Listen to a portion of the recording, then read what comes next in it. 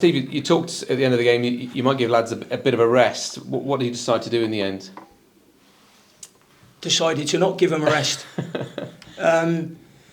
Yes, I mean, I give them a couple of days off. I just felt as though we're at that time of the season where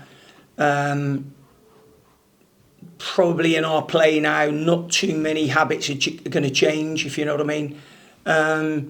So a lot of the stuff they know, there was only the stuff that I felt as though we needed to put into this game today out on the training pitch, really. So we've been thorough with that. A lot of the other things, you know, I'm hoping they're almost habitual to them now. So it was just better to give them a couple of days away. I think the other night we actually did all right, but not as good as we were on Saturday. So therefore, you always tend to measure back. So I think they were disappointed the other night, but it was a completely different game. It was a lot more direct. It was a lot more second ball game than it was on Saturday when we played against Walsall. So, you know, it was a different game, and sometimes you have to come out of those different games victors and find a way to win. And we did that the other night. And this league, no two games are the same. So you've got to be able to do a little bit of both. And I thought on Saturday we played some great football. And the other night I thought we played some really good football in parts, but then had to do the other side of the game that I think certainly in the second half we got better with. And actually, winning, particularly late on, will give you energy, unlike anything else, won't it? That's the ultimate lift. Yes, it will. I mean, I think the game the other night, you know, we could have been a couple of goals down before we'd actually scored, and we know that, and the value of getting a block on rather than Joe having to make a save. Mind you, you know, you can I looked at the Bromley and Cambridge game last night, and the blocks that the Cambridge lads got in their own box, and the saves that the goalkeepers made. So they're there for it. It's not just Joe who has to make saves, but the value of a block, you know, sometimes is almost like worth a goal. Yeah. And, you know, when you're one up and them games are tight, you want to get those blocks in. And I don't think we did very well for the first goal. I have to say that. Now, once we'd known that and worked on that, you don't want to get burnt with it then so early in the game. And you got a goal down to Gillingham, and a goal down to Gillingham, it's a really tough game. It's a tough game to get back into. You know, they'd just been up to Salford, got a creditable 0-0 at Salford at the weekend, you know, where we're in the playoffs and going for promotion. So, you know, all in all, when I look at it, I thought that it was a really, really good result the other night, and one we had to find a way to win. And thankfully we did. And what a goal, by the way, from Mo. But, you know, it was a game that we found a way to win, and sometimes you have to do that. Yeah. Next up, Newport. They're in this 5-team shootout, really, aren't they, at the bottom? How do you see it?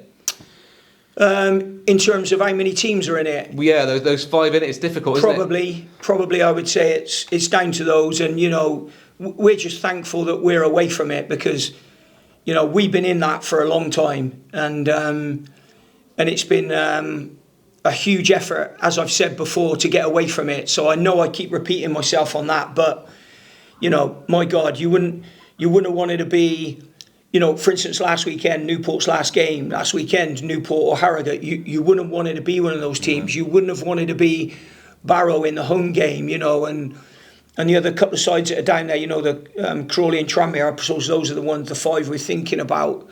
You know, you don't want to be there. So thankfully we've, you know, when you pick up those, what have we had since I've been here, 9 draws.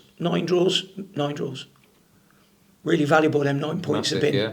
Really valuable. So I know at the time you can, you know, we should have done this, we should have done that. And that's me, by the way, not anybody else. But those 9 points, I've known over a period of time, they're valuable for you. You give any of those teams down the bottom there 9 points, they'd be absolutely biting your hand off today. So, but in the meantime, we want to finish the season well, and we have to, as I've said to the boys this morning, we have to be right with all the other teams down there and try and stay as committed as we can to it, because it could have easily been one of us down there. So we know that there'll be teams looking at us tomorrow and how we perform. Yeah. And you've talked this season, been open, you said, the lads have been under stress throughout the season. Yeah. The way you've been, have you seen a weight lifted now off them? Yeah, I saw it the other night about 7:45. Yeah. And that's what happened. Because I said that would happen too. So sometimes, after the highs of a game or the highs of, not only playing well and winning the game 4-0, we actually secured safety that day. So that day was a higher day than just winning a game by winning it by 4 and winning a game and you staying up. So that was quite a high. There was quite a buzz around the dressing room, around the place. And then probably what happens, we could have done with almost a week off to allow our high to come down. So I don't think we had properly come down by the time kickoff had come on Tuesday night. And therefore what happens is when you're on the way down, you've still got to hit the bottom before you can bounce back up. Probably what happened a little bit in the first half. That would be my opinion on it, not fact. But I've seen it before.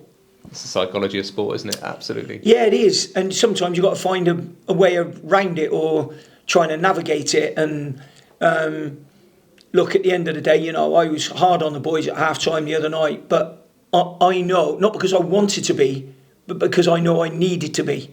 So, later on in their careers or whatever it is, they'll understand the toughness sometimes. Because you don't always want to do it. Looking back at the game at Rodney Parade earlier this season, it was the Luke Young game, wasn't it? That was his 2 goals of the season. Yeah, I know. It's he hasn't had one since, has he? He's been magnificent this year, Luke Young. What a model professional. Sets the tempo every day, does everything properly. 2 great goals by him that day. We'd like another 2 for him. Whenever they come, we'd like another 2.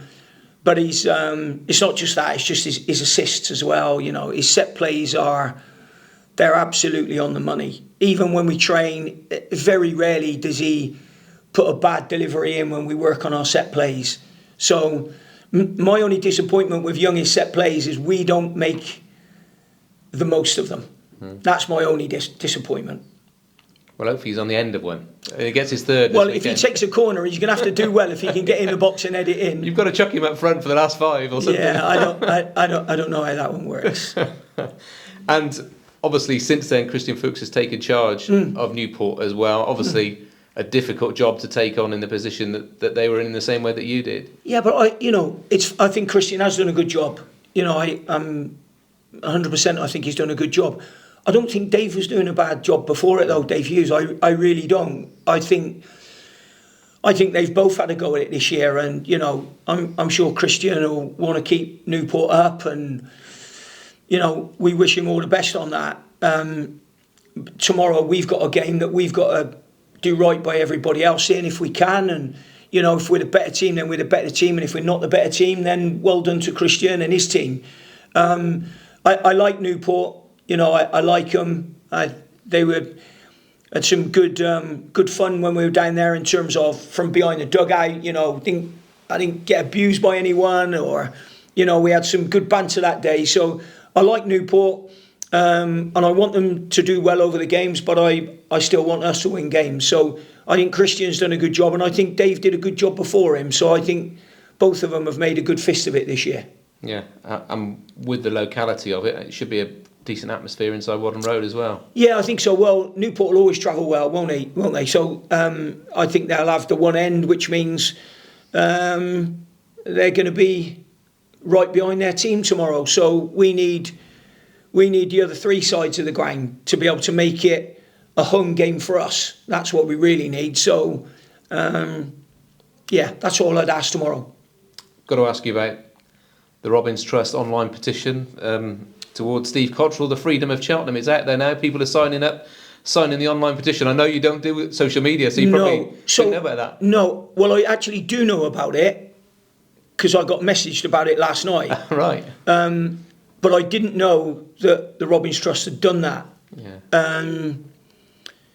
So yeah, I don't quite know who that's down to. A couple of people messaged me that it's down to the CEO. I think, at the council or whatever. It goes to council, yeah. For Yeah, it's really consideration, strange that is, because the CEO at the council, his dad was my CEO at Burnley. Wow. So maybe, I don't know, maybe if Dad's put a bit of pressure on him, I don't know. I mean, look, it's really strange, because I was late doing the press review today because I was on the phone to Phil Parkinson. He called me literally as I came in from training, and I picked the phone up, and he's just got the freedom of the borough of Wrexham as well. So that was, I was just chatting to him about his boys, and he's got the freedom of the borough there. And I said to him, blimey, you've only done that in like 4 or 5 years. I said, I've been waiting 25 years or whatever plus for mine. So we had a bit of a giggle about that. But, I mean, that would mean everything to me to get that when you talk about personal accolades, to have the freedom of the borough of Cheltenham would be, that would make it for me. I know you know about it. Mrs. Cotterill can sign up tonight. She can sign the sign the petition, and everybody else as well. Everybody else, the girls, their friends, their partners. They can do all of that as well. Have you signed it yet? Of course I have, yeah. Well done, well done. What about the guy behind the camera? Twice. Oh, it's twice. I don't know whether that one counts. Rigging. We don't so that's one less then. No, listen, that would be great. Whoever, thank you for those people that have already signed it, and it's much appreciated. Well, let's hope they've got lots to smile about at the weekend as well. Yeah, Thank let's you. hope so. Yeah, that'll be really, really good. Good luck. Okay.